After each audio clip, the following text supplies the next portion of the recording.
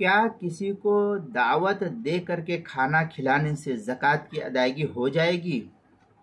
چنانچہ زکوٰۃ کی رقم سے کھانا پکا کر غریبوں کو دعوت کے طریقے پر کھانے سے زکوٰۃ ادا نہیں ہوگی۔ جیسا عام طور پر مہمانوں کو گھروں کے اندر بلا کر کے کھلانے کا رواج ہے کہ گھر کے اندر مہمان بیٹھتا ہے، وہ جتنا چاہے وہ اتنا کھا لے، لیکن اس کو باہر لے کر کے جانے کی اجازت نہیں ہوتی ہے۔ تو ایسی صورت میں اگر کسی نے بیٹھا کر کے کھلایا اپنے گھر وغیرہ کے اندر تو اس سے زکوٰۃ کی ادائیگی نہیں ہوگی، کیونکہ دعوت میں ملکیت نہیں پائی جاتی ہے، اباحت پائی جاتی ہے، اور زکوٰۃ ادا ہونے کے لیے ملکیت اور تملیک شرط ہے، لہذا یہ صورت نہیں پائی گئی، اس لیے زکوٰۃ کی ادائیگی نہیں ہوگی۔ چنانچہ فتاوی شامیہ میں ہے فَلَوْ أُطْعِمَ مِسْكِينًا